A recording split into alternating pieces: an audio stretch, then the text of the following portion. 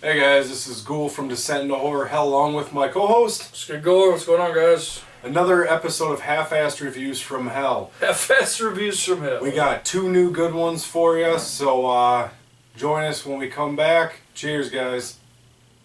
Step this way, lovers of the loathsome, as I lead you into my cave of lurking shadows and demonic dabblings. Gather round the cauldron while I boil up a beastly brew I call. In the mind's eye, my thoughts launch fires in the cities.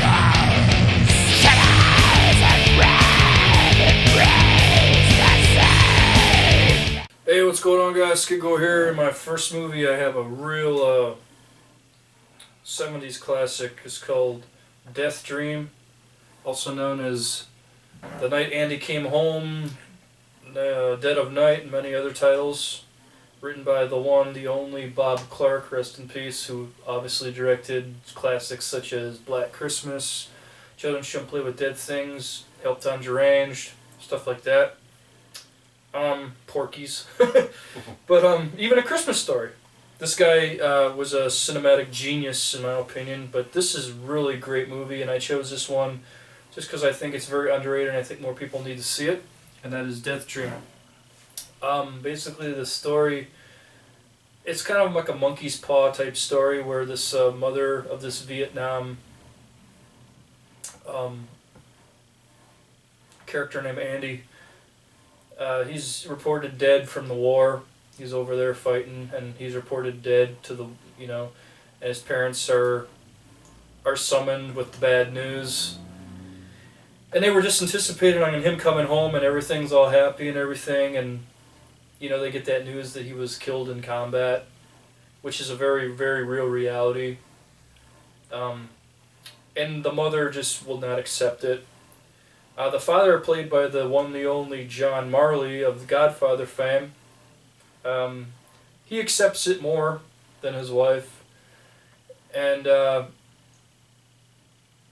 interesting things happen. The mother of Andy it's kind of like a monkey's paw story, like I said. She wishes him back, and lo and behold, he comes back, and but something is definitely wrong with Andy when he comes back. He's not the same fun-loving son that left for the war. He comes back emotionless, vengeful, quick-tempered.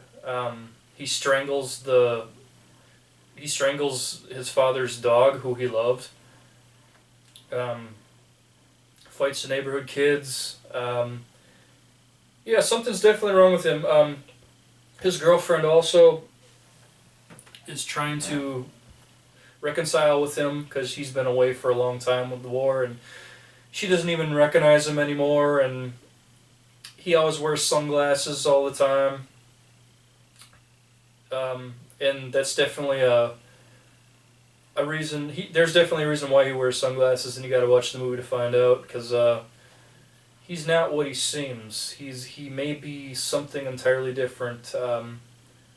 Eventually, he goes after the people that wronged him, or he thinks rather wronged him, and extracts a bloody revenge that just completely spirals out of control, and it takes pretty much everyone he ever loved with him.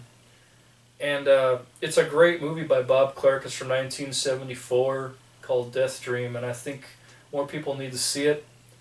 And this is a great movie. On a Skidgore scale, 1 to 5, I would give this one a solid 4.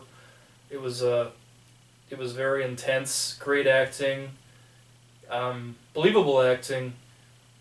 Definitely, I gotta say, an early special effects credit by Tom Savini. That's mostly what this movie's known for. Definitely an early Savini work. Working also with Ellen Ormsby, who did all the makeup for Bob Clark's films. And definitely, he's mostly known for Children Shouldn't Play with Dead Things as the guy with the pants. He's mostly known for that. But Deathdream is a great movie. Check it out. It's one of Bob Clark's early films. Alright, on to On to Ghoul's pick of the week. Mine is from 2016, released in 2017, the remake-ish of Blood Feast. I was very skeptical on this movie to begin with, mainly because you know how we feel about remakes.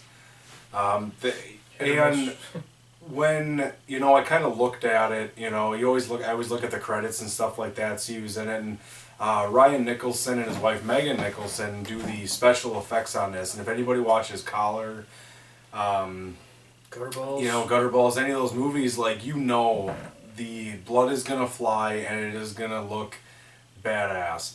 So as soon as I saw that, I looked on his Facebook page and he highly recommended it. And it's just the actors in this. Robert Russler is in this he's been in a lot of different films. He was in Tales of Halloween. He was in Nightmare on Elm Street 2, way back in the day. And then Caroline Williams as well, who plays his wife in this movie. And she's obviously from Texas Chainsaw Massacre 2, Yep. Halloween 2, the remake for Rob Zombie, among other films. But basically, this movie does take place, if anybody's seen the original Herschel Gordon Lewis film, it's basically the same premise. It's this family, the Ramseys, that they moved from America to Paris to open up a diner. And the diner isn't exactly doing too well, so I can't think of his name here. Damn it. Arrgh. Fuad. Fuad Ramses. It's not a normal name, and I keep forgetting that damn name. Fuad Ramses. Ishtar. He ends up getting a nighttime job at a museum as the night watchman. And he ends up he finds out that he's getting these dreams of this woman, this goddess Ishtar, who basically summons him, kind of like the original in a sense, that summons him to kill for her, more or less. And he finds out that it is profitable in a sense to become a cannibal and kill people and sell the meat. Basically the same premise, like I said. And it's different in a sense that this really does kind of show him in a role of it's almost a psychological thriller. It shows really more of how he descends into this pit of void of madness, and how really nothing matters anymore but to please Ishtar, because Ishtar promises him immortality and basically love for life. The movie, at the end though, kind of it's got a real kind of a sick twist to it as to the ultimate, gourmet dinner. And it's a twist you don't necessarily see coming, and the build up to it is so good. It really just, the movie all around is just so well made, and again the effects on this movie are they're great because there's no CG, and it's when you do a remake, so many remakes today are so much computer shit. This one doesn't have that. This one is just straight full-fledged, you're gonna kill somebody, you're gonna take a hammer to the head, gouge out an eyeball. They could do it the right way. So Ryan and Megan, thank you for that. The cool little thing about this one, this was filmed in 2016. Of course, Herschel Gordon Lewis died in September of 2016. He does make a cameo in this movie. I'm not gonna tell you where and what he is, but he does make a cameo in this movie, and if you catch it, it's actually a really cool thing. Was the last film credit he ever had. So, it's cool as horror fans, I think, to see that. Sad, but, it was really cool to see that, he got to pay homage in a remake. And I would almost assume he had a hand in this, which is probably why it was actually made, well. So I would give this easily four Googles. This movie had great acting, a lot of believability. The remake factor, I think, is kind of what brings it down a bit, but that's alright. So definitely check out Blood Feast, the remake from 2016. Skidgore. And Deathdream from 1974, Bob Clark classic. Alright guys, that is our half-assed reviews from hell. Hope you guys learned something. Definitely go check all these movies out. Find them somewhere if you don't have them. Keep watching horror, keep supporting. Thank you guys for watching. He is Ghoul. I'm Skidgore. We'll see you guys next time. Thanks for watching on half-assed reviews from hell. Cheers guys.